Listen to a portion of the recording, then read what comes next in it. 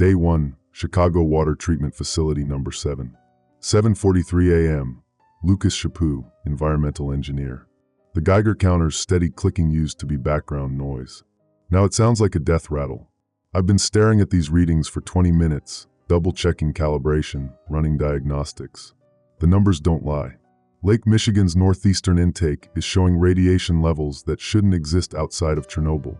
Green phosphorescent swirls beneath the surface like infected blood cells under a microscope. Felix, I call to my brother, who's elbow deep in the filtration mainframe. You need to see this. Felix Noel emerges from behind the massive steel pipes, wiping chemical residue from his hands with an oil-stained rag. At 32, he's got the same sharp cheekbones as our father, the same stubborn jaw that got the Chaput family through 3 generations of water crises in this city. What's got you spooked, Lucas? I gestured to the monitoring station. Look at Sector 7. The radiation signature is spiking every 15 minutes, like clockwork. Felix leans over the console, his mechanical engineer's mind already calculating. Could be a false reading. When's the last time we calibrated the deep sensors? 2 days ago. Everything was normal. I pull up the historical data, finger tracing the flat line that suddenly erupts into jagged peaks. This started at 3:17 a.m. Whatever happened, it happened fast. The facility hums around us, a cathedral of steel and concrete that has purified Chicago's water for 40 years. Our grandfather designed the original filtration system. Our father upgraded it. Now it's our turn to keep the city's lifeblood flowing clean. Felix frowns, studying the data. Could be industrial runoff from the north side plants.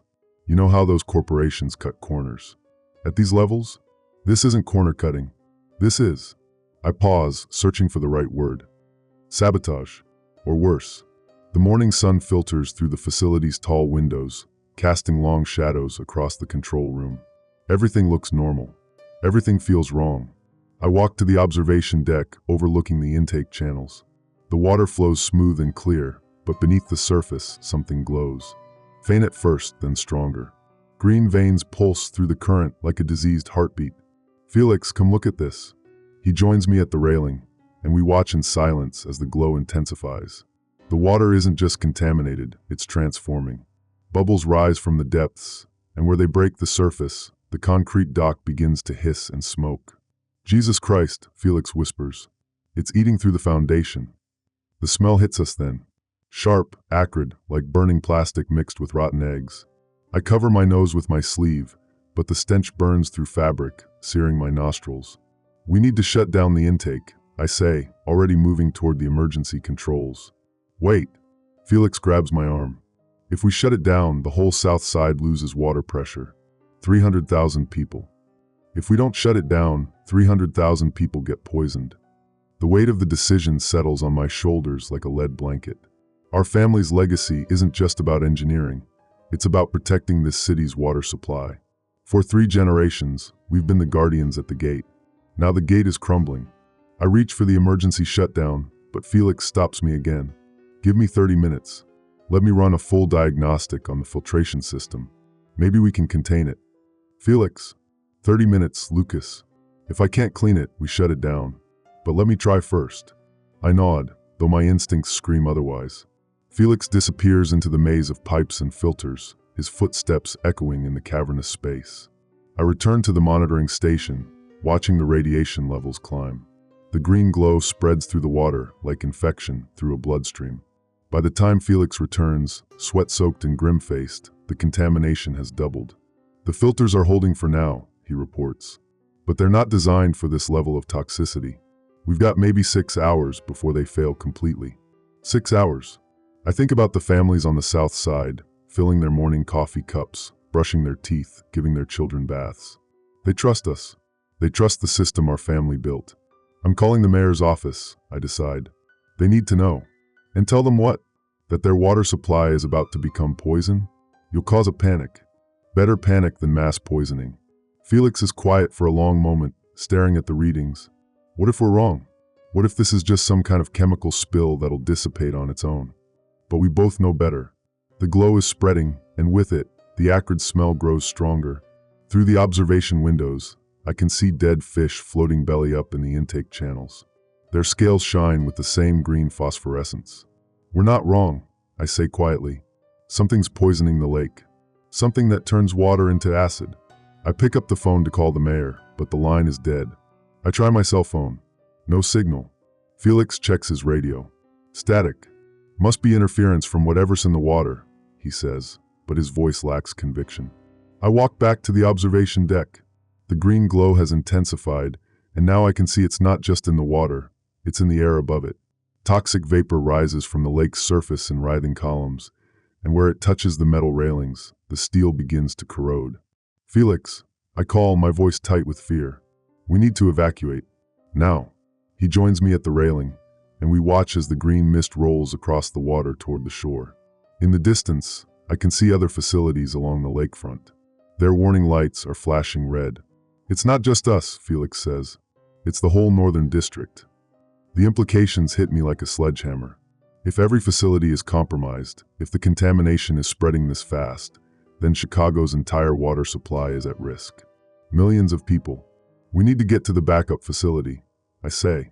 The one Dad built during the '85 crisis. That's 30 miles south. By the time we get there, we might be the only ones left who know how to keep the water flowing. Felix nods grimly. We gather our equipment, radiation detectors, water samples, the emergency protocols our father made us memorize. Most importantly, we take the blueprints. The original designs for the filtration system, updated with every improvement our family has made over the decades. As we prepare to leave, I take one last look at the facility. The green glow now pulses through the water with hypnotic rhythm. The concrete is pitted and scarred where the vapor has touched it. And somewhere in the distance, an alarm is wailing. Green sludge bubbled through the storm drains. I write in my emergency log, eating through concrete like acid. Whatever's in the water, it's not just contaminated, it's alive. And it's hungry. Felix starts the truck, and we drive away from the facility that has been our life's work. In the rearview mirror, I watch the green glow consume everything we've built. The real horror is just beginning. Day 2, Southside Backup Facility. 11:15 a.m., Lucas Chaput, environmental engineer. The rain started at dawn. Not water, acid. I watch from the reinforced observation bunker as droplets hiss against the concrete walls like angry serpents. Each impact leaves a black scorch mark, and the air fills with sulfurous smoke.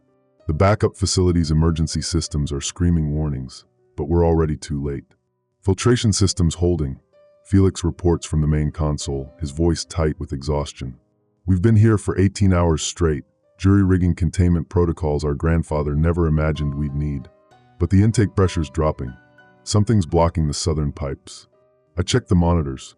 The green contamination has spread faster than we calculated. What started as localized toxicity in the north has become a creeping plague that's consuming Chicago's entire water grid. The southern intake shows the same phosphorescent glow, the same corrosive signature.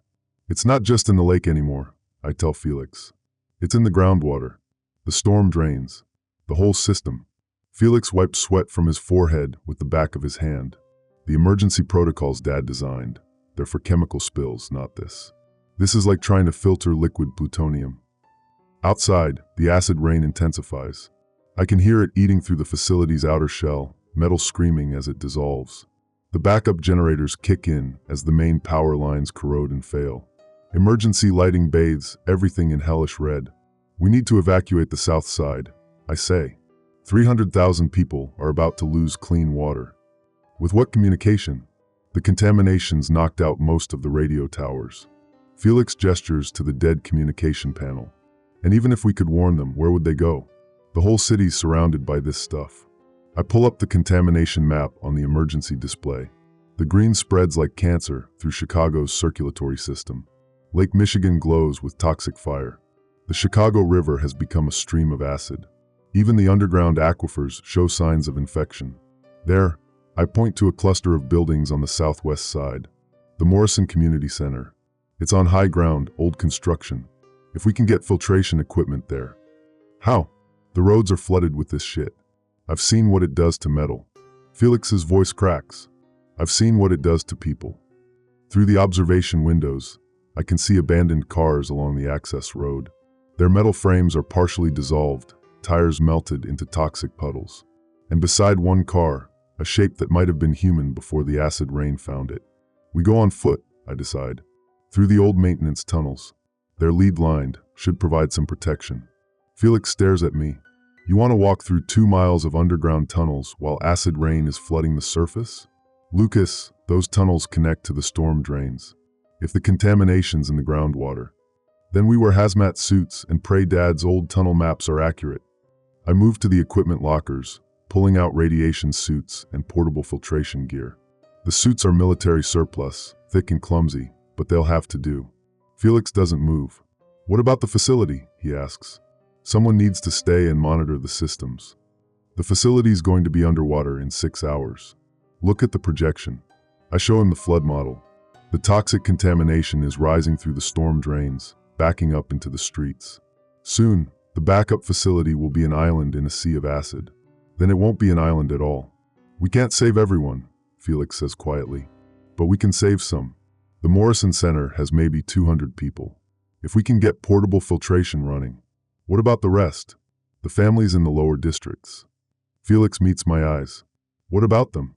The question hangs in the air like poison gas. Our family's legacy has always been about protecting everyone, serving the common good. But now we're faced with an impossible choice. Save a few hundred people we might be able to reach, or die trying to save everyone. I think about the Morrison Center.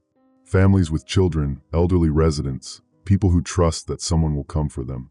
I think about the thousands of others we'll have to abandon. We save who we can, I say finally. Then we figure out how to stop this thing at its source. Felix nods, relief and guilt warring in his expression. I'll prep the portable units. You get the tunnel maps. As we prepare to leave, the facility's systems begin failing one by one. The acid rain has eaten through the main power coupling. Emergency lights flicker and die. The filtration pumps groan to a halt. 40 years of work, Felix says, looking around the control room. Gone in 2 days. Not gone. Evolved. I shoulder my pack of equipment. Dad always said the water would find a way. Now it's up to us to find a way to clean it.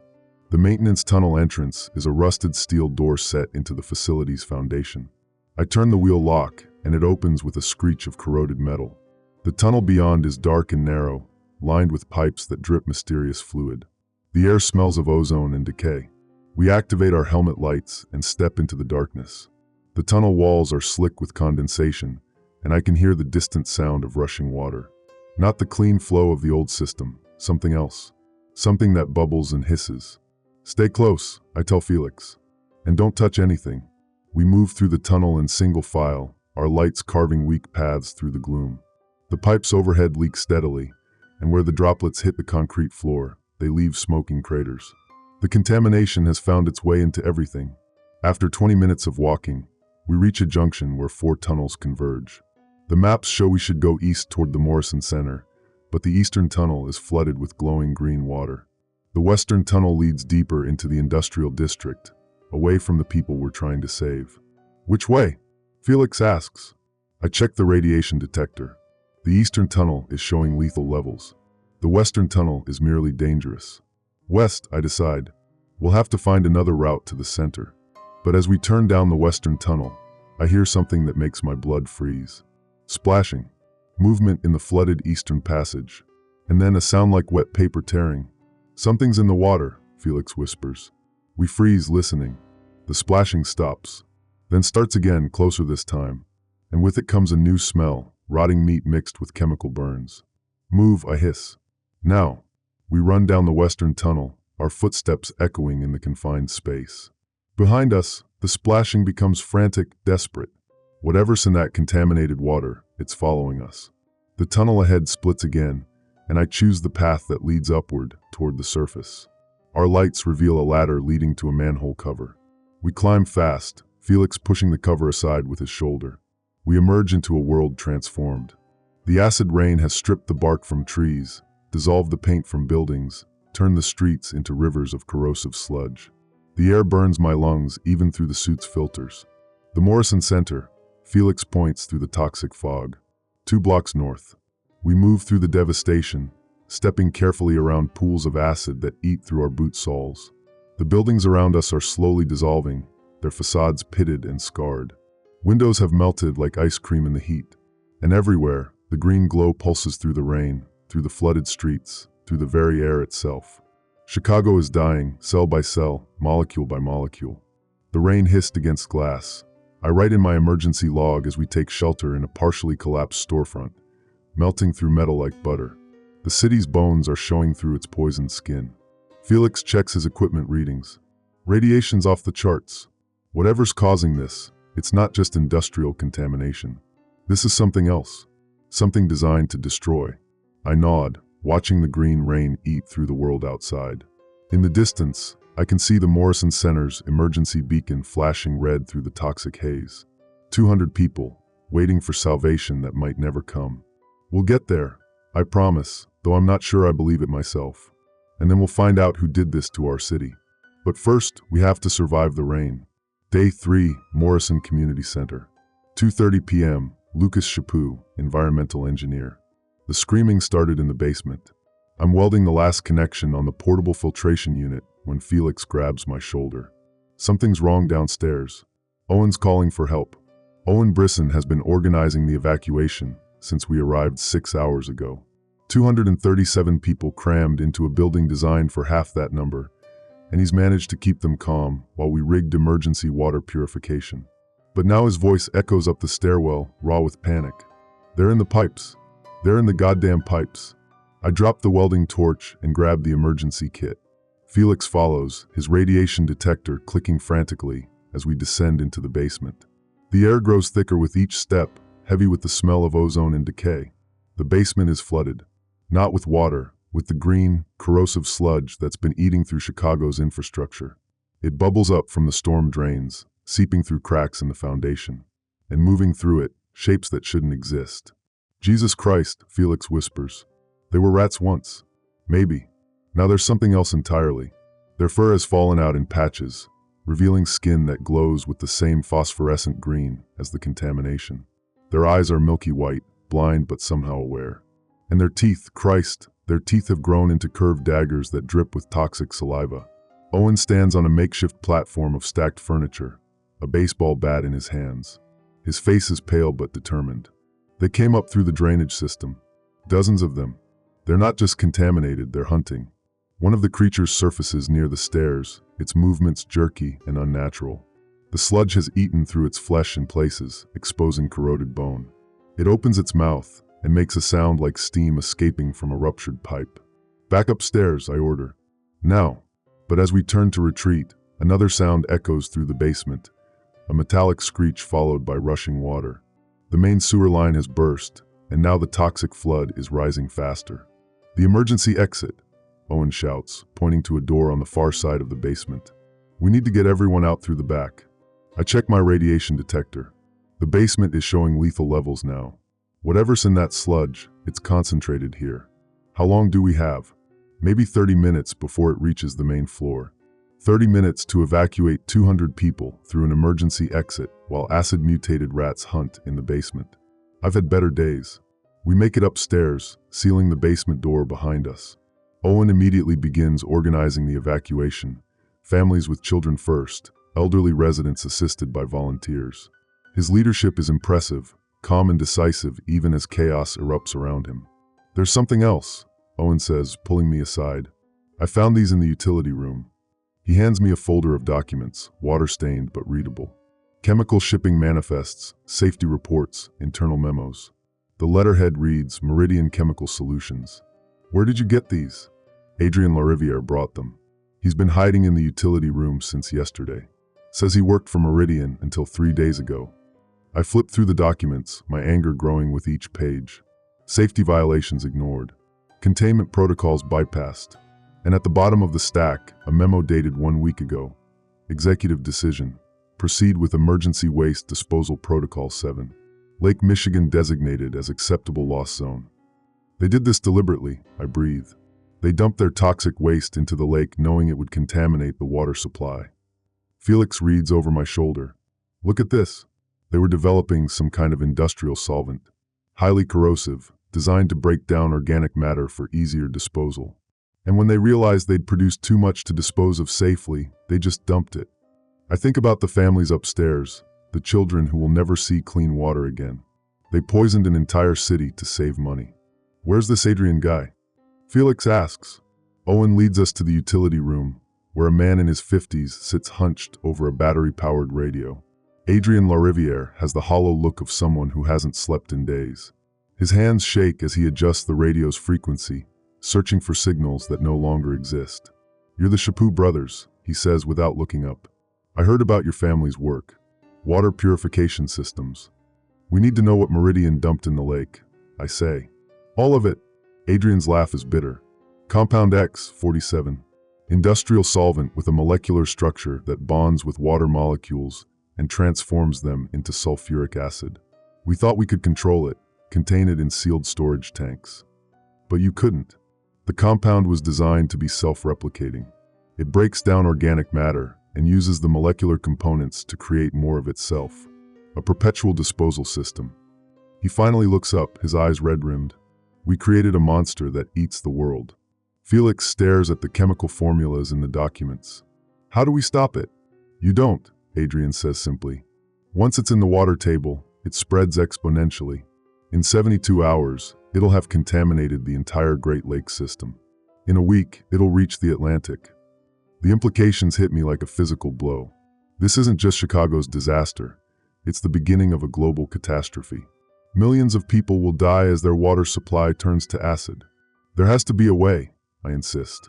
A neutralizing agent, something to break the molecular bonds. Adrian shakes his head. The only thing that can stop X47 is temperature. Extreme heat breaks down the molecular structure. We're talking about temperatures of over 2,000 degrees Fahrenheit. The old steel mills, Felix says suddenly. The blast furnaces on the south side. If we could somehow channel the contamination into the furnaces. It would work, Adrian nods. But you'd need to redirect the entire flow of contaminated water through the industrial district. And someone would have to manually operate the furnaces. The radiation exposure would be fatal. A suicide mission. But it might be the only way to stop the contamination from spreading beyond Chicago. The building shakes as another section of the basement collapses. The toxic sludge is rising faster now, and with it comes the sound of the mutated rats. They're not just in the basement anymore, they're in the walls, the ventilation system, following the contamination wherever it spreads. "We need to get these people out," Owen says. "Now." I look at the evacuation in progress. Families streaming toward the emergency exit, children crying as their parents carry them through the toxic fog outside.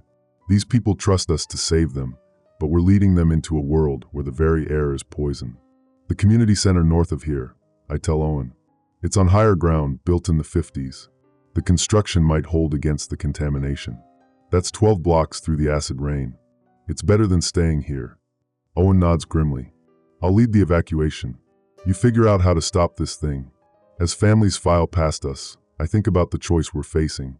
We can save these people, get them to temporary safety, while the contamination spreads to other cities. Or we can try to stop it here, sacrifice ourselves to save millions of others. "The blast furnaces," I say to Felix. "We need to get to the steel mills." "What about the evacuation?" "Owen can handle it, but if we don't stop the source, there won't be anywhere left to evacuate to." Felix looks at the families passing by, then at the documents in my hands. "How do we redirect the water flow?" "The old flood control system. If we can open the emergency channels, we can direct the contamination through the industrial district. And then we light the biggest fire Chicago has ever seen." A child runs past us, coughing as the toxic air irritates her lungs. Her mother follows, carrying a baby wrapped in blankets. They're heading into an uncertain future, but at least they'll have a chance. The rat's eyes glowed green in the toxic mist. I write in my emergency log as we prepare to leave, flesh hanging from corroded bones. But the real monsters wear suits and sit in boardrooms, counting profits while the world burns. Outside, the acid rain continues to fall, eating through everything it touches. The city's skeleton is becoming visible through its dissolving skin. And somewhere in the industrial district, the blast furnaces wait like sleeping giants, ready to consume the poison that's killing Chicago. We have one chance to stop this. One chance to turn Meridian's weapon against itself. The hunt begins now. Day 4, Industrial District Approach. 6:47 a.m., Lucas Chaput, environmental engineer. The screaming woke me at dawn. Not human screaming, steel screaming. The sound of Chicago's skeleton finally giving up, metal beams shrieking as the acid eats through load-bearing structures. I'm crouched in the ruins of what used to be a gas station, watching the skyline dissolve. The Willis Tower is gone. Not collapsed, dissolved. The toxic sludge rose overnight, a green tide that swallowed 40 stories of steel and concrete like they were made of sugar. Where the building once stood, there's only a bubbling pit of corrosive foam that glows with radioactive phosphorescence. Jesus, Felix whispers beside me, his radiation detector clicking so fast it sounds like static. It's accelerating. The X-47 compound has reached critical mass. Adrian's worst-case scenario is playing out in real time. The contamination spreads through the groundwater like cancer, turning every pipe, every storm drain, every basement into a delivery system for liquid death. My emergency radio crackles with Owen's voice. "Lucas, do you copy? We've got a problem at the North Shelter." I key the mic. "Go ahead, Owen." "The contamination reached us 2 hours ago. It's coming up through the foundation, through the goddamn walls. We've got maybe 6 hours before this place becomes uninhabitable."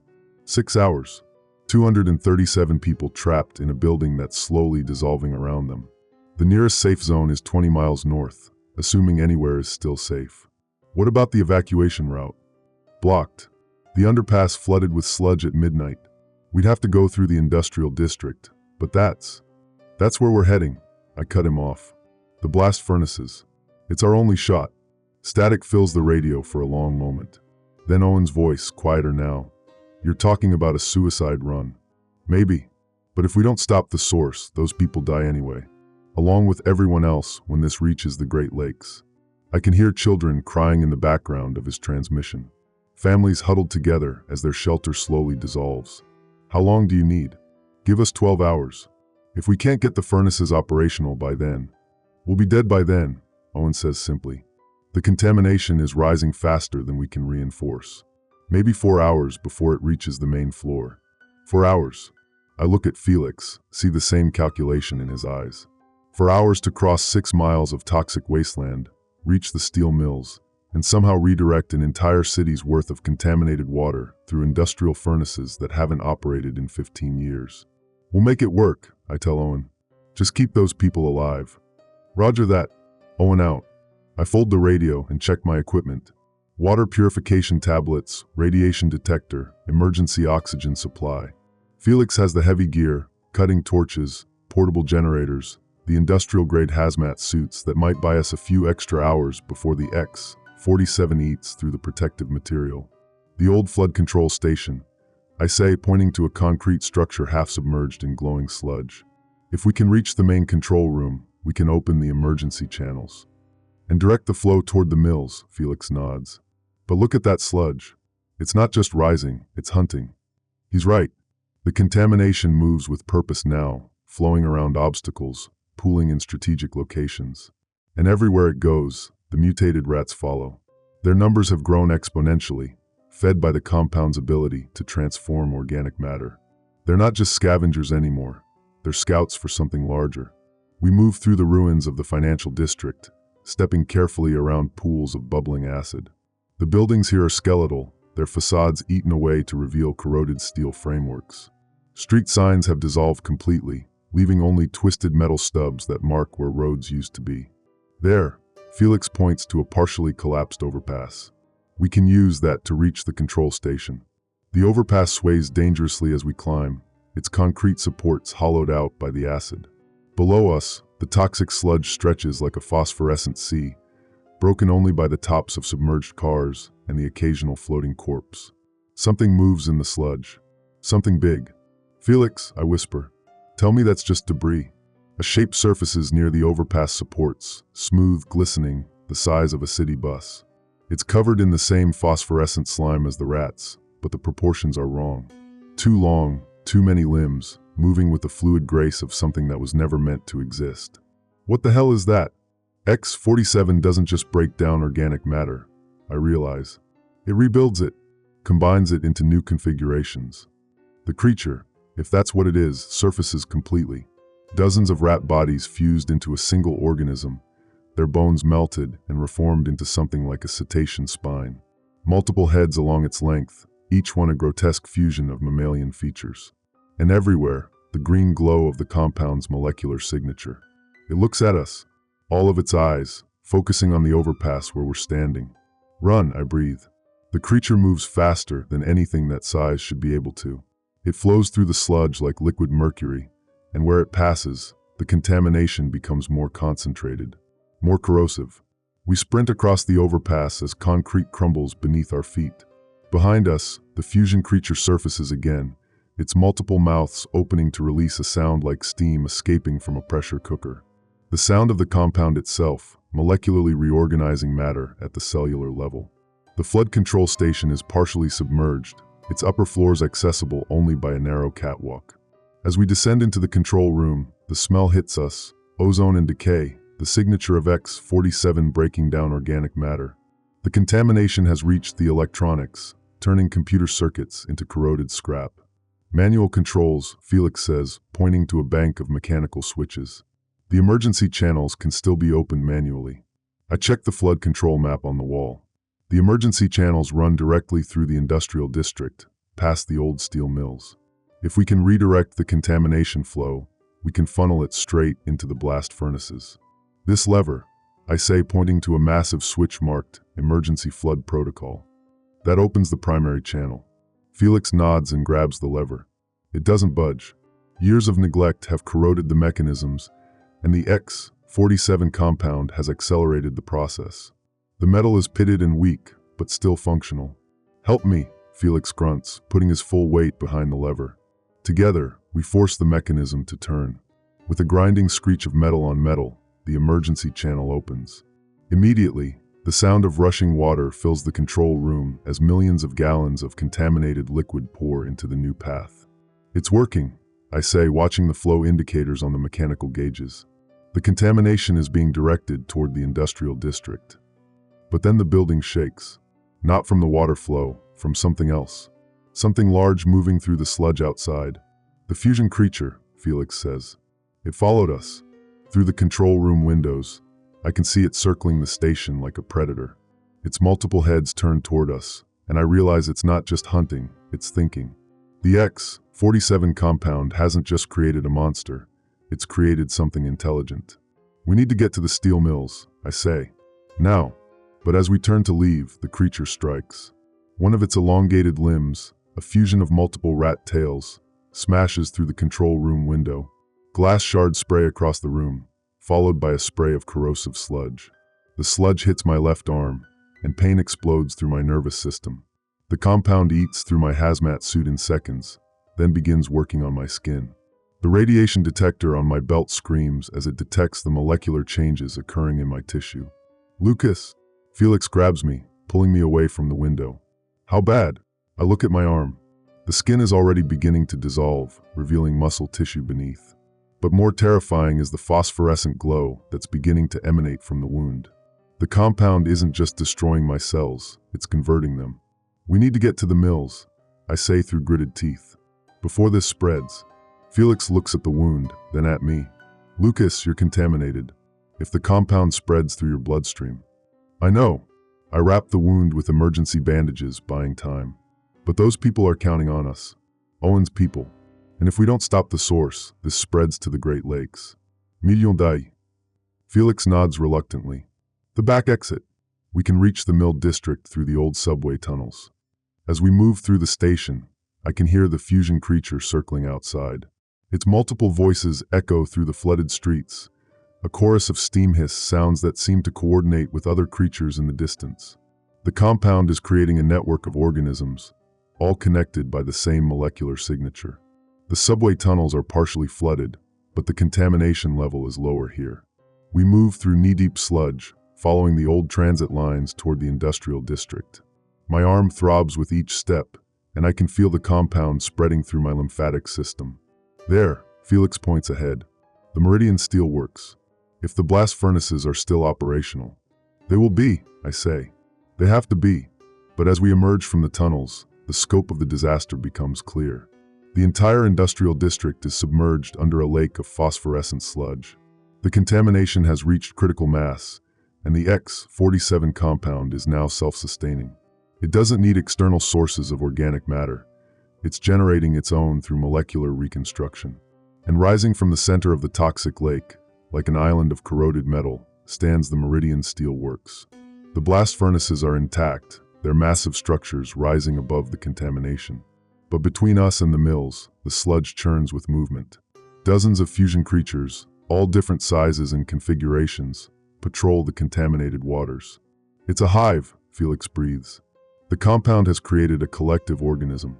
I check my radiation detector. The readings are off the charts. The contamination here is so concentrated that it's approaching the threshold for spontaneous nuclear fission. The X-47 compound isn't just breaking down matter, it's approaching the point where it can break down atomic bonds. If we can get the furnaces operational, I say, the heat will break the molecular structure, stop the compound from spreading. And if we can't, I look at the fusion creatures patrolling the toxic lake, then at the phosphorescent glow spreading up my arm. Then Chicago becomes ground zero for the end of the world. The radio crackles with Owen's voice. "Lucas, do you copy?" The contamination has reached the main floor. We're moving to the roof, but we can't hold out much longer. I key the mic with my good hand. "Owen, you need to get those people out. Now." "Where?" "The entire north side is flooded. There's nowhere left to go." I look at Felix, see the same realization in his eyes. The evacuation sites are compromised. The contamination is spreading faster than we anticipated. Those people are going to die unless we can stop the source. "The highway overpass," I tell Owen. "Mile marker 47. It's the highest point in the area. Get everyone there and wait for our signal." "What signal?" I look at the blast furnaces rising from the toxic lake. "You'll know it when you see it." "Lucas," Owen's voice is quieter now. "Whatever you're planning, just keep those people alive." I cut him off. "We'll handle the rest." I fold the radio and check my equipment one more time. The X-47 compound has eaten through most of my protective gear, but the cutting torches are still functional. Felix has the portable generators, enough power to ignite the blast furnaces if we can reach them. The creatures, Felix says, studying the patrol patterns. They're not random. They're protecting something. He's right. The fusion creatures move in coordinated patterns, their multiple heads turning in unison as they scan for threats. At the center of their formation, something large rests on the bottom of the toxic lake. Something that pulses with the same phosphorescent light as the compound. The source, I realize, the original X-47 container. It's still down there, still producing the compound. If we can reach it, we destroy it with the furnaces, I finish. Channel all the contamination into the blast chambers and incinerate everything. Felix nods grimly. A controlled burn. It might work. It has to work. I take a deep breath and step into the toxic lake. The sludge immediately begins eating through my boots, but I push forward. Behind me, Felix follows, his radiation detector clicking frantically as we wade deeper into the contamination. The fusion creatures notice us immediately. Their multiple heads turn toward us, and a sound like escaping steam fills the air. But they don't attack, not yet. They're waiting, watching, as if they're curious about our intentions. "They're learning," Felix whispers. "The compound is giving them intelligence. Then we better move fast." We're halfway to the steel mills when the first creature moves. It flows through the sludge like liquid metal, its fused body undulating with predatory grace. As it approaches, I can see the individual components, dozens of rat bodies melted together, their bones reformed into something like a serpentine spine. The creature surfaces directly in front of us, its multiple heads rising from the toxic lake. Each head is a grotesque fusion of mammalian features, and from each mouth comes the sound of the compound itself, molecular bonds breaking and reforming. "Easy," I whisper, raising my hands slowly. "We're not a threat." The creature tilts its heads, studying us with phosphorescent eyes. For a moment, I think it might actually be intelligent enough to communicate. Then it opens all of its mouths at once and screams. The sound is like breaking glass mixed with steam escaping from a pressure cooker. It echoes across the toxic lake, and immediately, other creatures begin moving toward us. We're surrounded. "The furnaces," Felix says. "Run." We sprint through the sludge as the fusion creatures close in. The contamination burns through my legs, but I push forward, driven by the knowledge that millions of lives depend on reaching those blast furnaces. Behind us, the creatures give chase. Their movements are fluid, efficient, coordinated. They're not just hunting us, they're herding us toward something. "The source," I gasp as we reach the steel mill loading dock. "They're protecting it." The Meridian steel works rises above us like a cathedral of corroded metal. The blast furnaces are intact, their massive chambers dark but still functional. If we can get them operational, if we can channel the contamination into the furnace chambers, we can break the molecular bonds that hold the X-47 compound together. Control room. Felix points to an elevated platform. The manual ignition systems should still work. We climb the rusted stairs as the fusion creatures surround the base of the structure. They don't follow us up, they don't need to. They're content to wait, knowing that eventually we'll have to come down. The control room is a tomb of corroded metal and shattered glass. The automated systems are dead, eaten away by the compound's molecular acid. But the manual controls are still intact, massive levers and switches designed to operate the blast furnaces manually. There, Felix points to a series of valves. The gas lines, if we can get them open. The ignition system is manual, I realize looking at the furnace controls. Someone has to be in the blast chamber to light it. Felix stares at me. Lucas, that's suicide. The temperature in the blast chamber reaches 2,000 degrees. No one could survive that. I look at my contaminated arm, see the phosphorescent glow spreading toward my shoulder. The X-47 compound is already killing me, transforming my cells into something that was never meant to exist. I have maybe hours before the conversion is complete. I'm already dead, I say simply. The compound is in my bloodstream. But if I can get the furnaces operational, if I can channel the contamination into the blast chambers, there has to be another way. Look around, Felix. The entire city is dissolving. Those people on the overpass are going to die unless we stop the source. And if this spreads to the Great Lakes, I trail off, thinking about the implications. This isn't just about Chicago anymore. This is about the survival of human civilization. Felix stares at the fusion creatures circling below us. What about the evacuation? Owen's people? You get them out. Use the old highway system. Get them to the Canadian border. Tell them about the compound. Make sure they're prepared for what's coming. And you? I look at the blast furnace controls, then at the contaminated lake spreading toward the horizon. I'm going to light the biggest fire Chicago has ever seen. Felix nods slowly. The X-47 source. It's down there at the bottom of the lake. If you can channel it into the furnace, the heat will break the molecular bonds. Stop the compound from spreading.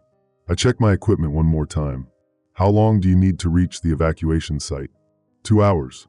Maybe 3 if the roads are blocked. Then wait for the signal. When you see the furnaces ignite, you'll know it's time to run. Felix grabs my good arm. Lucas, there's something you need to know. About the compound. Adrian didn't tell us everything. What do you mean? The X-47 formula.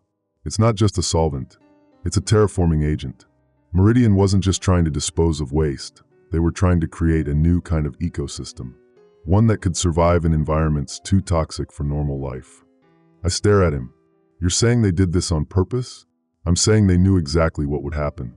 The mutations, the fusion creatures, the molecular reconstruction, it's all part of the design. They wanted to create a world where only their artificial organisms could survive. The implications hit me like a physical blow. This wasn't an accident or even negligence. This was biological warfare on a planetary scale.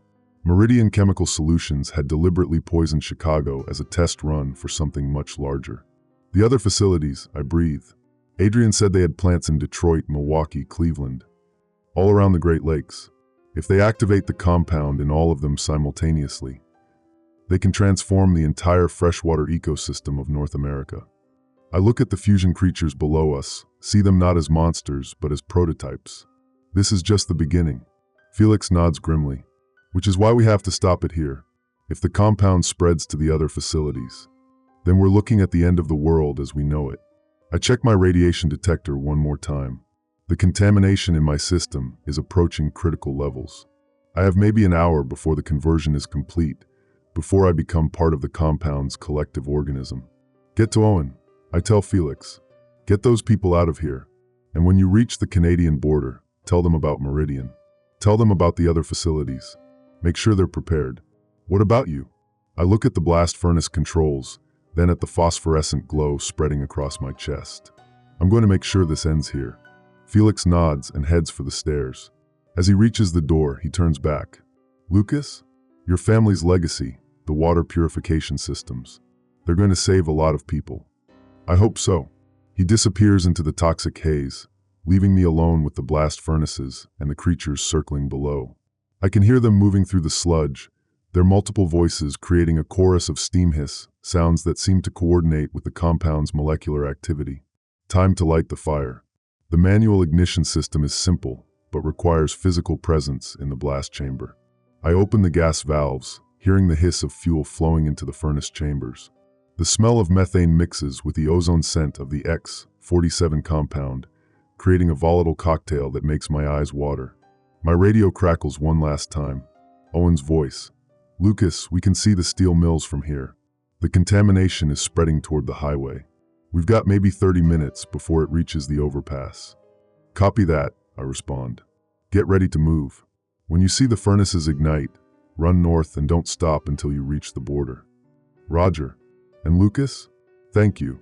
I fold the radio and check my equipment one last time. The cutting torch is still functional, enough to create the spark needed to ignite the gas mixture. The portable generator has enough power to open the furnace doors and channel the contamination into the blast chambers. Below me, the fusion creatures have stopped circling. They're gathering around the base of the steel mill, their multiple heads turned upward. Watching, waiting. I think about the families on the overpass, the children who will grow up in a world where water is poison and the air burns your lungs. I think about the other Meridian facilities, the compounds waiting to be activated across the Great Lakes region. And I think about my brother Felix, carrying the knowledge that might save what's left of humanity. The phosphorescent glow has reached my heart now. I can feel the compound working through my cardiovascular system, transforming my cells into something that was never meant to exist. But I'm still human enough to make a choice. I activate the portable generator and begin the ignition sequence. The blast furnace doors open with a grinding screech of metal, revealing the dark chambers within. The gas mixture flows into the furnaces, creating a volatile environment that will reach 2,000 degrees within minutes of ignition. The fusion creatures sense what's happening.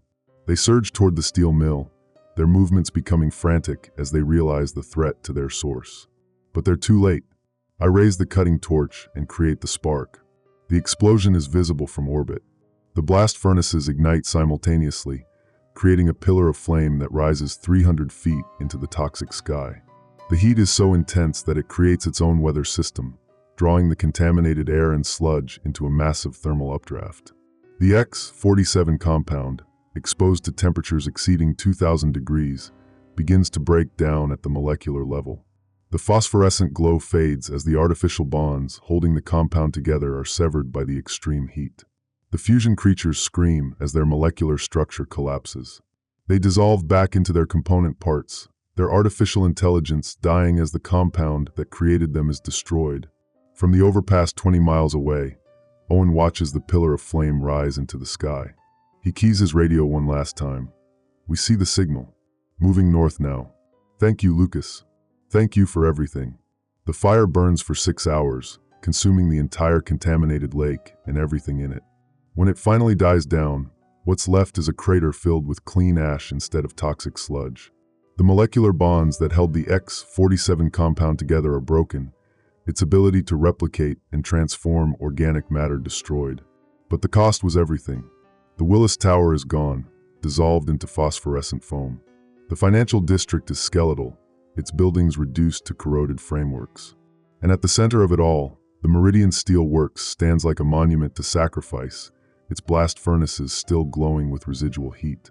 In the aftermath, investigators will find evidence of Meridian's plan. The other facilities around the Great Lakes will be shut down before they can activate their compounds. The world will be saved, but Chicago will remain a toxic wasteland for decades to come. The city's skyline remains buried under hardened ash, a reminder of the day humanity almost lost everything to corporate greed. But somewhere in the Canadian wilderness, 237 people carry water purification blueprints and the knowledge needed to rebuild in a world where the ground itself has become poison. The fire that consumed Chicago also consumed the future Meridian had planned. And in the end, that makes all the difference. Day 5, Blast Furnace Control Room. 11:23 p.m., Lucas Chaput, Environmental Engineer. Felix is dead. I'm writing this with my right hand because my left arm is gone. Not severed, dissolved. The X-47 compound finally ate through the bone 3 hours ago, and I had to cauterize the stump with the cutting torch to stop the molecular cascade from spreading to my torso. The smell of my own burning flesh still clings to the air in this control room, mixing with the acrid smoke from the blast furnaces below. But Felix is dead, and that's worse than losing an arm. That's worse than the phosphorescent glow spreading across my chest like a cancer made of light. He came back. After I sent him to evacuate Owen's people, after I told him to run north and never look back, he came back. Because that's what Felix did. He never left anyone behind. Not even a brother who was already dead. I was in the blast chamber when it happened. Standing in the mouth of the furnace, watching the X-47 compound flow into the combustion chamber like liquid mercury. The heat was already building, the gas mixture primed for ignition. I had maybe 30 seconds before the automatic timers would trigger the blast that would incinerate everything within a quarter-mile radius. That's when I heard the emergency radio crackle with his voice. "Lucas, I'm coming down. Don't light that torch until I get there." "Felix, no." I screamed into the radio. "The evacuation. Owen's got it handled. They're already across the state line. But I'm not leaving you to die alone." Through the control room windows, I could see him descending the loading dock stairs, moving carefully through the ash-covered ruins of the steel mill, his radiation detector clicking frantically as he approached the blast furnace complex. The fusion creatures were gone, dissolved back into their component parts when the first test blast destroyed the X-47 source. But the compound itself was still active, still eating through everything it touched. "Felix, the contamination levels down here are lethal," I radioed. "You've got maybe minutes before." "I know," he said simply, "but I've got something you need to see." He reached the blast chamber carrying a waterproof case, the kind used for sensitive documents. Even through the toxic haze, I could see his face clearly. The X-47 compound had already begun its work on him. His skin had the same phosphorescent glow that was spreading across my chest, and his breathing was labored from the molecular changes occurring in his lungs. "The evacuation route," he said, opening the case. "I found these in Owen's abandoned truck. Documents Adrian hid before he brought us those initial files. Inside the case were detailed schematics, corporate memos, and what looked like architectural blueprints. But these weren't for chemical plants or waste disposal facilities. These were city plans, detailed maps of Chicago's water supply system, sewer networks, and underground infrastructure. They mapped the whole city," Felix said, his voice already beginning to deteriorate as the compound affected his vocal cords. "Every pipe, every tunnel, every drainage system. This wasn't random, Lucas. They chose Chicago specifically because of its water infrastructure." I flipped through the documents, my horror growing with each page. Meridian Chemical Solutions had been planning this for years. They'd identified Chicago as the perfect testing ground for their terraforming compound because the city's water system could distribute the contamination across the entire Great Lakes region within weeks. "Look at this," Felix pointed to a map of the underground tunnel system. They'd been placing X-47 caches in the maintenance tunnels for months. The initial contamination from the lake was just the trigger. The real payload is down there, in the old subway system. I stared at the map, seeing dozens of red dots marking cache locations throughout the city. Each one represented thousands of gallons of concentrated X-47 compound, enough to contaminate an entire water treatment facility. "How many?" I asked. 47 sites, all connected to the main water supply. If even one of them activates, the compound spreads through the drinking water to millions of people. I thought about the families who had already fled north, the children who would grow up thinking Chicago was the only place where water could kill you. They're going to find out the contamination followed them. Felix nodded grimly. "The compound has a 12-hour activation delay. Adrian's notes say it's designed to spread through water systems before people realize what's happening. By the time symptoms appear, it's too late." "The evacuation." "Owen's people are safe. They're using bottled water, and the Canadian authorities are setting up decontamination stations at the border. But the compound is already in Detroit's water supply, Milwaukee's, Cleveland's, every major city connected to the Great Lakes." I looked at the blast furnace controls, then at the map of cache locations. The furnaces could destroy the contamination here, but they couldn't reach the caches spread throughout the city's underground infrastructure. And with my left arm gone and the compound spreading through my cardiovascular system, I didn't have the strength to reach them manually. "There's more," Felix said quietly. Adrian's final notes. About the compound's true purpose. He handed me a folder marked Project Tabula Rasa. Inside were documents that made my blood run cold. Technical specifications for a global terraforming initiative designed to transform Earth's biosphere into something that could only support artificially created life forms. They're not trying to dispose of waste, I breathed. They're trying to replace the entire ecosystem. The fusion creatures, the molecular reconstruction, the way the compound bonds with organic matter, it's all part of the design. They want to create a world where only their artificial organisms can survive. I thought about the creature we'd seen in the flooded financial district, the way it had moved with purpose and intelligence. The compound doesn't just break down organic matter. It learns from it, incorporates genetic information into new configurations.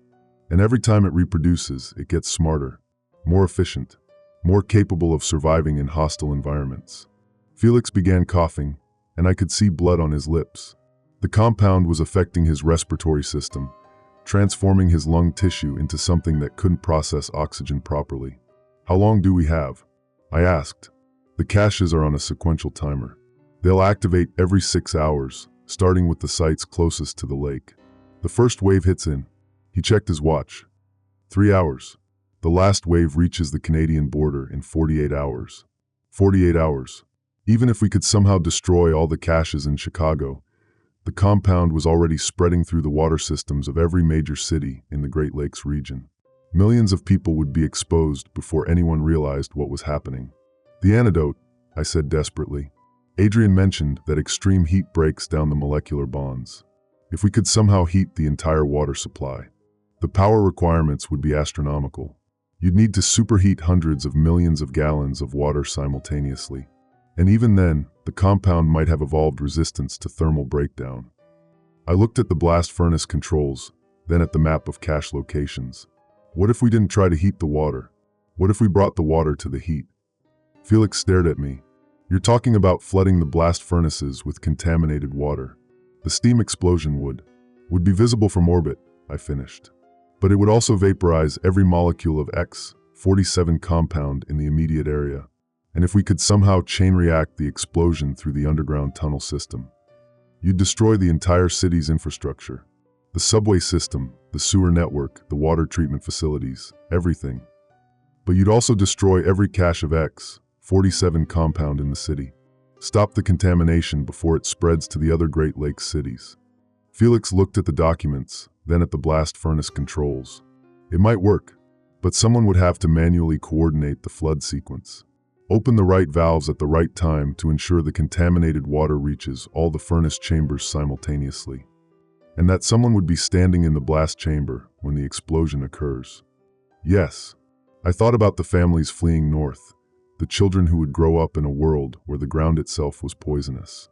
I thought about Detroit, Milwaukee, Cleveland, and all the other cities that would fall to the compound if we didn't stop it here. There's something else, Felix said quietly. The evacuation convoy. Owen's people. They're not just carrying water purification blueprints. What do you mean? Before he died, Adrian gave Owen a case of documents. Industrial formulas, chemical compounds, neutralizing agents. Everything needed to fight the X-47 compound if it spreads to other locations. I stared at him. You're saying they have the antidote? Not an antidote, but the knowledge to create one. The molecular structure of the compound, its weaknesses, the specific temperatures and chemical combinations needed to break it down. If they can reach the Canadian research facilities, they can develop countermeasures, protect the other cities. Felix nodded. But only if we stop the contamination here. If the compound spreads beyond Chicago, if it reaches the other Great Lakes cities before the antidote is ready, then we're looking at a continental disaster. I checked my radiation detector. The contamination in my system was approaching critical levels. The phosphorescent glow had spread across my chest and was beginning to affect my internal organs. I had maybe 2 hours before the conversion was complete. The flood sequence, I said. How do we coordinate it? Felix pulled out a map of the blast furnace complex. There are 6 main furnaces, each one connected to a different section of the city's water system. If we can open the flood valves in sequence, we can channel the contaminated water from all 47 cache sites into the furnace chambers. And then we ignite all 6 furnaces simultaneously. The explosion will be significant. I looked at the control panel, seeing the massive switches and valves that controlled the furnace operations. How long do we have to coordinate the sequence? Once the first valve opens, maybe 10 minutes before the water pressure builds up enough to trigger the automatic safety systems. After that, the furnaces will shut down automatically to prevent exactly the kind of explosion we're trying to create. 10 minutes. 10 minutes to open 6 flood valves, coordinate the water flow from 47 contamination sites, and ignite the furnaces before the safety systems could stop us. I can't do it alone, I said. Not with one arm and the compound affecting my nervous system. Felix looked at the control panel, then at his own hands. The phosphorescent glow was spreading up his arms, and I could see the molecular changes occurring in his skin. I'll help you. We'll do it together. Felix, you'll die. The explosion will vaporize everything within a quarter-mile radius. I'm already dying, he said simply. The compound is in my bloodstream, my respiratory system, my brain. I've got maybe an hour before the conversion is complete. He looked at me with eyes that were already beginning to glow with the compound's phosphorescent signature. But I can still choose how I die. I thought about our childhood, growing up in a family that dedicated their lives to clean water. Our father's water purification systems, our mother's environmental engineering work. The legacy we'd inherited and the responsibility we'd accepted. The family's on the highway, I said. They're counting on us. I know. The other cities. Detroit, Milwaukee, Cleveland, millions of people. I know. I looked at the blast furnace controls one more time. Once we start the sequence, there's no stopping it. No going back. Felix smiled, and for a moment, the phosphorescent glow in his eyes didn't seem so terrible. There was never any going back, Lucas. Not from the moment we decided to fight this thing. He was right. From the moment we'd seen the first glowing pools in Lake Michigan, from the moment we'd realized the scope of Meridian's plan, we'd been committed to this path. The only question was whether we'd have the courage to see it through. The flood sequence, I said. Walk me through it. Felix spread the schematics across the control panel. Valve 1 connects to the north side cache network. Valve 2 covers the financial district. Valve 3 reaches the industrial sites. Valve 4 connects to the south side residential areas. Valve 5 covers the lakefront installations. Valve 6 connects to the airport and outer suburban caches. And if we open them in sequence, the contaminated water flows through the underground tunnel system, picking up X-47 compound from every cache site and channels it all into the blast furnace chambers. When the furnaces ignite, the explosion will follow the water flow back through the tunnels, incinerating every molecule of compound in the city. I studied the timing requirements. How long between valve openings? 90 seconds. Just enough time for the water pressure to build up before opening the next valve. And the ignition sequence?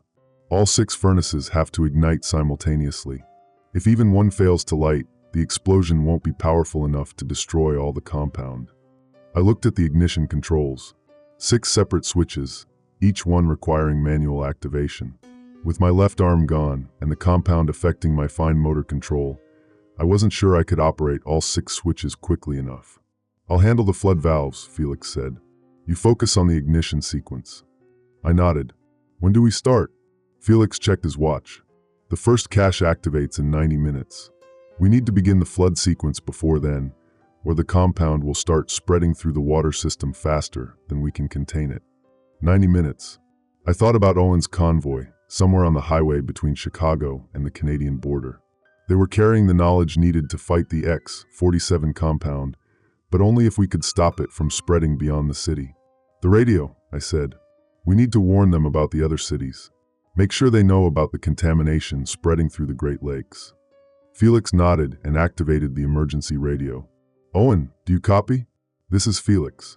Static filled the control room for a long moment. Then Owen's voice, distant but clear. Felix, thank God. We're 50 miles north of the city. The decontamination stations are set up, and the Canadian authorities are coordinating with emergency services in Detroit and Milwaukee.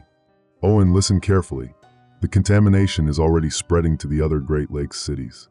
There are X-47 caches in the water systems of every major city in the region. You need to get that antidote information to the research facilities as quickly as possible. Copy that. Adrian's documents are being analyzed by a team at the University of Toronto. They think they can develop a neutralizing agent, but they need time. How much time? 72 hours. Maybe more. I looked at Felix, seeing the same realization in his eyes. The compound would spread through the entire Great Lakes system within 48 hours. The antidote would be ready in 72 hours at minimum. Owen, I said, taking the radio. You need to know something. We're about to detonate the blast furnaces. The explosion will be visible from your position. When you see it, you'll know we stopped the contamination from spreading beyond Chicago. Lucas? What are you talking about? The X-47 caches are on a timer. They'll activate in sequence, spreading the compound through every water system in the Great Lakes region. The only way to stop it is to destroy all the caches simultaneously. And the only way to do that is to flood the blast furnaces with contaminated water and ignite them all at once, Felix added. The explosion will follow the water flow back through the tunnel system, incinerating every molecule of compound in the city. Static filled the radio for a long moment. Then Owen's voice, quiet and steady. What do you need from us? Just keep moving north. Get that antidote information to the research facilities. And when you see the explosion, remember that it means the compound stops here. It doesn't spread beyond Chicago. Roger that. And Lucas? Felix? Thank you. For everything. Take care of those families, I said. Make sure they know their water is safe. We will. Owen out. I folded the radio and looked at Felix. His face was pale, and the phosphorescent glow had spread across his neck and chest. The compound was affecting his cardiovascular system, transforming his blood into something that couldn't carry oxygen properly. Are you ready? I asked. I was born ready, he said, and for a moment he sounded like the brother I'd grown up with. The one who'd helped me build water purification systems in our garage, who dreamed of cleaning up the world's water supply. I positioned myself at the ignition controls while Felix moved to the flood valve panel. The blast furnaces loomed below us, their massive chambers dark and waiting. In a few minutes, they would become the instrument of Chicago's salvation and destruction. Valve 1, Felix called out, his hand on the massive switch. Ready when you are. I checked the ignition sequence one more time. 6 switches, each one connected to a different furnace chamber. They had to be activated within seconds of each other, or the explosion wouldn't be powerful enough to destroy all the compound. Do it, I said. Felix threw the first switch. Immediately, the sound of rushing water filled the control room as millions of gallons of contaminated liquid began flowing through the underground tunnel system. The water picked up X-47 compound from the cache sites as it flowed, becoming more concentrated and more corrosive with each passing second. Valve 2, Felix announced, throwing the second switch. Water pressure building. I watched the gauges, seeing the pressure indicators climb toward the red zone. The contaminated water was flowing through the tunnel system like a toxic river, carrying dissolved concrete, corroded metal, and the phosphorescent signature of the compound itself. Valve 3. More water, more pressure, more contamination. The tunnel system was becoming a delivery mechanism for every molecule of X-47 compound in the city. Valve 4. Felix was struggling now. The compound was affecting his motor control, making it difficult to operate the heavy switches.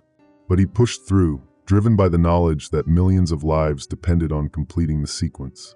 Valve 5. The pressure gauges were approaching critical levels. The contaminated water was backing up in the tunnel system, creating a massive reservoir of toxic liquid that would flow into the blast furnaces like a dam burst. Valve 6, Felix said, throwing the final switch. All valves open. Water flow at maximum. I positioned my hand over the ignition controls. On my mark. 3, 2, 1. I activated all 6 ignition switches simultaneously. The blast furnaces roared to life, their massive chambers filling with superheated gas. The contaminated water flowing into the chambers began to vaporize instantly, creating a steam explosion that shook the entire steel mill complex. It's working, Felix shouted over the roar of the furnaces. The compound is breaking down. Through the control room windows, I could see the explosion spreading through the underground tunnel system. Manholes covers blown off by the pressure, phosphorescent steam rising from storm drains, the entire city's infrastructure convulsing as the X-47 compound was incinerated by temperatures exceeding 3,000 degrees. But then something went wrong. The explosion was too powerful, too fast. The tunnel system couldn't contain the pressure, and the blast was spreading beyond the intended boundaries. The residential areas, Felix said, his voice filled with horror. The explosion is reaching the residential areas. I looked at the pressure gauges, seeing them climb far beyond the red zone. The blast furnaces were operating at levels they were never designed to handle. The explosion wasn't just destroying the compound, it was destroying everything. The automatic safety systems, I said. Why haven't they activated? Felix checked the control panel, his face pale. The compound. It's corroded the safety circuits. The furnaces can't shut down automatically, which meant the explosion would continue to build until the entire blast furnace complex detonated like a nuclear bomb. The destruction would spread far beyond the city limits, potentially reaching the evacuation convoys on the highway. Manual shutdown, I said. We have to shut down the furnaces manually. The shutdown controls are in the blast chamber, Felix said, and the explosion is already spreading through the tunnel system. Anyone who goes down there dies, I finished. But if we don't shut down the furnaces, the explosion spreads to the evacuation routes. Owen's people die. The families die. Everything we've fought for dies. Felix looked at me, his eyes now completely phosphorescent. I'll do it. I'm already converted. The compound can't hurt me any more than it already has.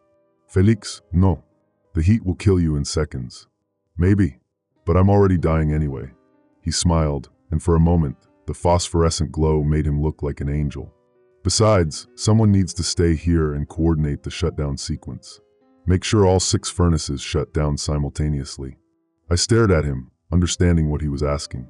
You want me to activate the shutdown controls from here while you manually operate the blast chamber controls? It's the only way to ensure the explosion stops at the city limits. I thought about the families on the highway, the children who would grow up in a world where clean water was a luxury. I thought about the other cities, the millions of people who would die if the compound spread beyond Chicago. The radio, I said. I need to warn Owen about the explosion. Felix nodded and activated the emergency radio. Owen, this is Lucas. Do you copy? I copy. We can see the explosion from here. The entire southern horizon is lit up. Owen, the explosion is spreading beyond the intended boundaries. You need to get everyone at least 100 miles from the city. The blast furnaces are operating beyond their design limits. Copy that. We're already moving. The Canadian authorities are coordinating emergency evacuations in Detroit and Milwaukee. Good. And Owen? The antidote research. Make sure they know the compound's molecular structure changes when exposed to extreme heat. The samples you collected might not be representative of the evolved version. Roger. Anything else? I looked at Felix, seeing him check the blast chamber controls one more time. Tell them about the Chaput family water purification systems. The blueprints are in the evacuation supplies. They'll need clean water systems that can handle molecular-level contamination. We'll make sure they know. Owen out. I folded the radio and looked at Felix. Are you ready? I was born ready, he said again. Just like Dad used to say. I positioned myself at the shutdown controls while Felix headed for the blast chamber. The furnaces were roaring below us, their massive chambers filled with superheated steam and vaporized X-47 compound. The explosion was spreading through the tunnel system at nearly the speed of sound, but it was still contained within the city limits. Blast chamber controls activated. Felix's voice crackled through the internal radio. I can see the shutdown mechanisms. Heavy-duty manual switches, just like the old steel mill designs. Are you in position? Affirmative. The heat is intense, but I can still operate the controls. I looked at the shutdown sequence one more time. 6 switches, each one connected to a different furnace chamber. They had to be activated within seconds of each other, or the explosion would continue to build. On my mark, I said. 3, 2, 1. I activated the shutdown controls while Felix operated the blast chamber mechanisms. The furnaces began to shut down, their massive chambers venting superheated steam into the atmosphere. The explosion began to contain itself, the pressure reducing as the fuel supply was cut off. It's working, Felix said, his voice strained. The explosion is containment. But Lucas, the heat down here.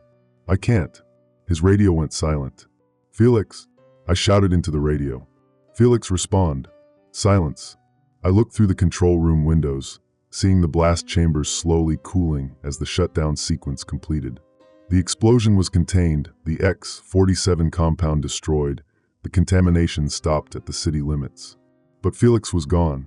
My brother, who had dedicated his life to clean water and environmental protection, who had come back to help me even when he knew it meant death, was gone. Vaporized by the heat he'd helped create to save the world. I activated the radio one more time. "Owen, this is Lucas. The explosion is contained. The compound is destroyed. Chicago is lost, but the contamination won't spread beyond the city limits."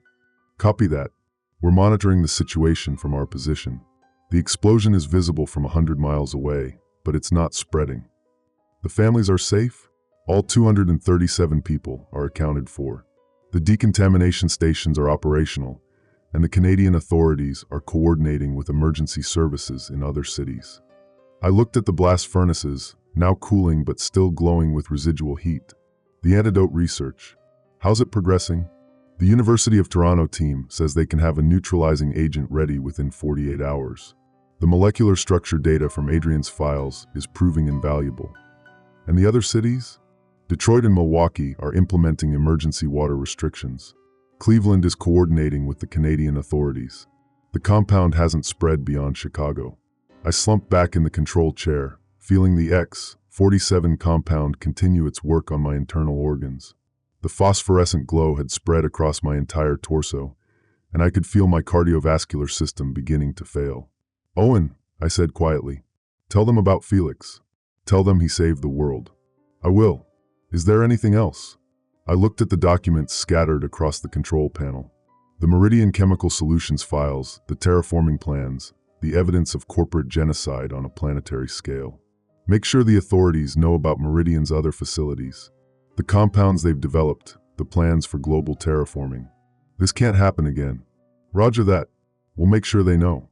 I folded the radio and looked out at the ruins of Chicago. The skyline was gone, dissolved or destroyed by the explosion. The streets were filled with hardened ash instead of toxic sludge. The city was dead, but the world was alive. In the distance, I could see the glow of the blast furnaces slowly fading. The X-47 compound was destroyed, its molecular structure broken by temperatures that exceeded the surface of the sun. The contamination had stopped at the city limits, just as we'd planned. But the cost was everything. Chicago was gone. Felix was gone. And I was dying, the compound slowly converting my cells into something that was never meant to exist. I picked up my emergency log and began to write. His blood stained the glowing ash, but his sacrifice lit the fire that saved the world. Outside, the toxic haze was beginning to clear. The compound was dead, its ability to replicate and transform organic matter destroyed by the heat of the blast furnaces. What remained was a city-sized crater filled with sterile ash, but it was clean ash. Safe ash. The evacuation convoys were safe. The other cities were safe. The world was safe. And somewhere in the Canadian wilderness, 237 people carried the knowledge needed to rebuild in a world where corporations couldn't poison the earth for profit. Felix had died a hero, and that made all the difference. Day 6, Blast Furnace Control Room. 4:47 a.m., Lucas Chaput, Environmental Engineer. Final entry. The compound is winning. I can feel it in my bones now, literally restructuring my skeleton from the inside out. My ribs glow phosphorescent green through my skin, and when I breathe, I can taste the metallic tang of my own blood being converted into something that was never meant to exist in nature. But Felix was right about one thing. I get to choose how I die. The blast furnaces have been cooling for 6 hours now. Through the control room windows, I can see the massive chambers slowly transitioning from white-hot to dull red. The explosion contained itself exactly as we calculated, stopping at the city limits, but incinerating every molecule of X-47 compound within a 100-square-mile radius. Chicago is gone, but the world is safe. The emergency radio crackles with updates from Owen's convoy. They've reached the Canadian border, and the decontamination stations are processing the evacuees without incident. Clean water, clean air, clean soil, everything the compound tried to steal from us. Lucas, this is Owen. Do you copy? I activate the radio with my remaining hand. I copy. Status report. All 237 evacuees are through decontamination. The Canadian authorities have confirmed no trace of X-47 compound in their systems. The University of Toronto team has successfully synthesized a neutralizing agent based on Adrian's molecular structure data. Timeline for mass production? 18 hours. They're coordinating with emergency services in Detroit, Milwaukee, and Cleveland to implement preemptive water treatment before any contamination reaches those cities. I look at the map of cache locations, all of them now marked with red X's indicating confirmed destruction. 47 sites, each one representing thousands of gallons of concentrated compound, all of them reduced to sterile ash by the furnace explosions. The families, I say, the children, they're going to be okay. Better than okay. The purification systems you designed, the blueprints your family developed, they're being implemented at every refugee camp. Clean water for generations. I think about my father, who spent his life developing water treatment systems for rural communities. My mother, who fought corporate pollution through environmental engineering. Felix, who died to ensure their legacy would survive. Owen, I need you to do something for me. Name it. In the control room, there's a waterproof case under the main console. It contains the complete technical specifications for the Chaput family water purification systems. Every design we've developed over 3 generations, including the molecular-level filtration systems we created to handle industrial contamination. I'll find it. Make sure it reaches the research facilities. The X-47 compound was designed to evolve, to adapt to countermeasures. The next generation of terraforming compounds will be more sophisticated, more resistant to heat and chemical breakdown. You think Meridian has other facilities? I pull out the corporate documents Adrian recovered, spreading them across the control panel. Project Tabula Rasa wasn't limited to Chicago. There are similar facilities in Houston, Phoenix, and Seattle, each one designed to test different aspects of the terraforming process. Jesus. The compound we fought here was just the prototype. The others will be more advanced, more dangerous. But the neutralizing principles are the same: extreme heat, specific chemical reactions, molecular disruption at the atomic level.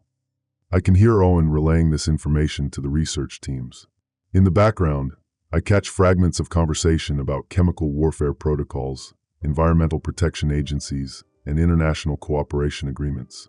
Lucas, the authorities want to know about Meridian's executive structure. Who authorized this project? Who's responsible for the genocide? I flip through the corporate hierarchy documents, seeing names I recognize from environmental protection hearings. CEO Margaret Whitmore, CFO David Powell, Research Director Dr. Sarah Voss. All of them knew about the compound's effects on human populations. Copy that. The FBI is coordinating with international authorities to issue arrest warrants. Make sure they understand the scope of the conspiracy. This wasn't just corporate negligence. It was deliberate biological warfare designed to replace Earth's entire ecosystem with artificially created organisms. The radio goes silent for a moment. Then Owen's voice, quiet and grim. How many people would have died if you hadn't stopped it? I look at the population density maps, calculating the compound's spread rate through the Great Lakes water system. Conservative estimate, 50 million in the first wave, 200 million within a month. Total ecosystem collapse within 6 months. And the terraforming organisms would have replaced every natural life form on the planet within a decade. Earth would have become a laboratory for corporate-designed life, with natural humanity extinct. I think about the fusion creatures we encountered in the flooded financial district, the way they moved with predatory intelligence. The compound doesn't just break down organic matter, it learns from it. Every organism it consumes makes it smarter, more adaptable, more capable of surviving in hostile environments. But the neutralizing agent will work against the evolved versions. The molecular principles are the same. Extreme heat disrupts the compound's ability to bond with organic matter. The specific temperature and chemical combinations are in the technical specifications. I cough, tasting blood. The compound has reached my respiratory system, and I can feel my lungs beginning to change at the cellular level. Owen, I need to tell you something about the evacuation supplies. What about them? Hidden in the water purification equipment, there's a sealed container marked Emergency Protocols. It contains samples of the neutralizing agent we developed before the compound evolved. It's not effective against the current strain, but it might serve as a baseline for developing countermeasures against future variants. I'll make sure the research teams know. And Owen, the families on the highway, the ones with children, make sure they know their water is clean. Make sure they know the compound stops here, that it can't follow them. I will. They're going to want to know about you and Felix, about what you did. I look at the blast furnaces, now cooling but still radiating heat waves that distort the air above them. Tell them we were environmental engineers. Tell them we believed clean water was a human right. Tell them we died protecting that right. Is there anything else? I activate the control room's emergency recording system, the one designed to document industrial accidents for federal investigators. I'm uploading the complete technical documentation to the emergency servers. Furnace specifications, compound analysis, neutralizing agent formulas, corporate conspiracy evidence, everything. The upload will be automatically transmitted to the EPA, FBI, and international environmental protection agencies. They'll have all the evidence they need to prosecute Meridian and prevent future terraforming projects. Copy that. Lucas, I need to ask, how much time do you have? I look at my hands, seeing the phosphorescent glow spreading up my arms. The compound has reached my cardiovascular system, and I can feel my heart beginning to change at the molecular level. Maybe an hour, maybe less. Is there anything we can do? You've already done it. The families are safe. The compound is destroyed. The world knows the truth about Meridian's plans. I pause, thinking about Felix's sacrifice. That's all we ever wanted. The radio crackles with static, then Owen's voice. Lucas, the University of Toronto team wants to know if you have any final recommendations for the neutralizing agent production. I pull out the molecular structure diagrams, studying the compound's atomic configuration one last time. The key is the bonding sequence. The compound attaches to organic matter through a specific chemical reaction that can be disrupted by temperatures exceeding 2,800 degrees Celsius. Copy that, but the evolved strains will be more resistant.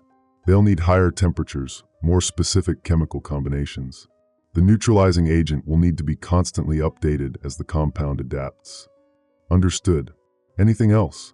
I think about the corporate documents, the evidence of Meridian's global conspiracy. Make sure the authorities understand that the compound was designed to be self-replicating.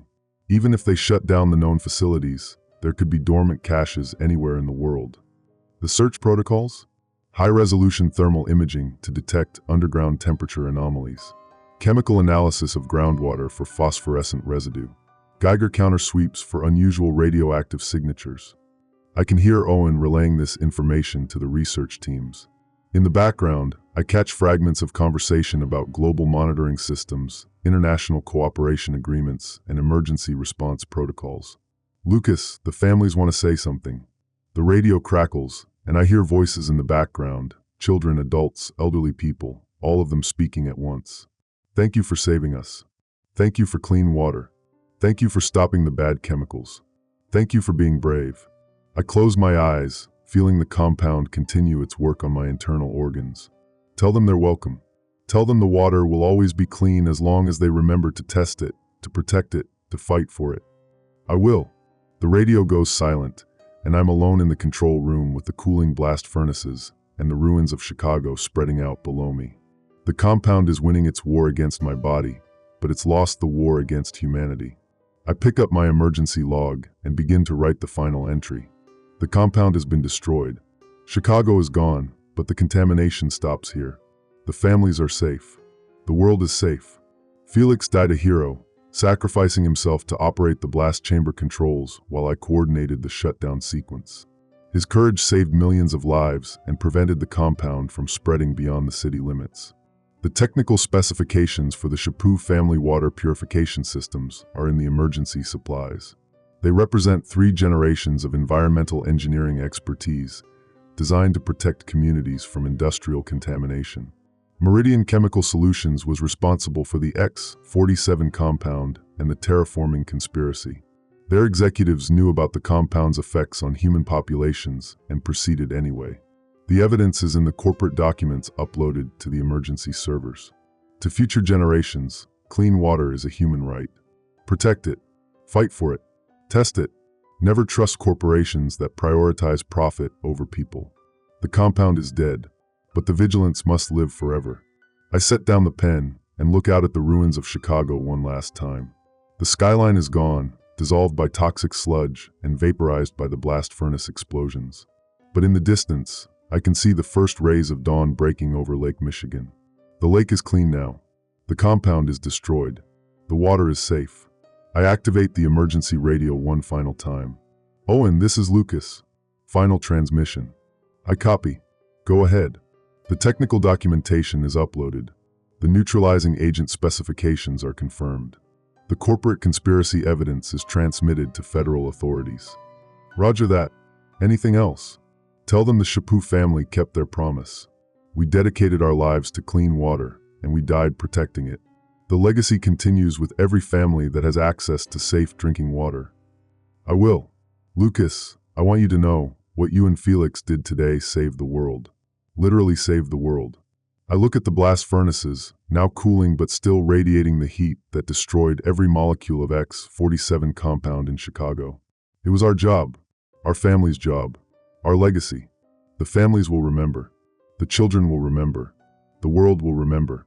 I fold the radio and lean back in the control chair, feeling the compound complete its work on my cardiovascular system. The phosphorescent glow has spread across my entire body, and I can feel my cells converting into something that was never meant to exist. But I'm not afraid. The compound can transform my body, but it can't transform what I've accomplished. The families are safe. The world is safe. The water is clean. In the distance, I can see smoke rising from the blast furnaces as they complete their cooling cycle. The compound is dead, its molecular structure broken by temperatures that exceeded the surface of the sun. The contamination has stopped at the city limits, just as we planned. The radio crackles with a final transmission from Owen. Lucas, the sun is rising. The families can see it from the highway. Clean air, clean water, clean soil. Everything the compound tried to steal from us. I close my eyes and listen to the sound of the cooling furnaces, the distant rumble of the evacuation convoys, the whisper of clean wind through the ruins of Chicago. The ash settles, blueprints buried in waterproof cases beneath the rubble. The compound is dead. The world is alive. And somewhere in the Canadian wilderness, 237 people carry the knowledge needed to keep it that way. Felix was right. We get to choose how we die. And we chose to die as heroes.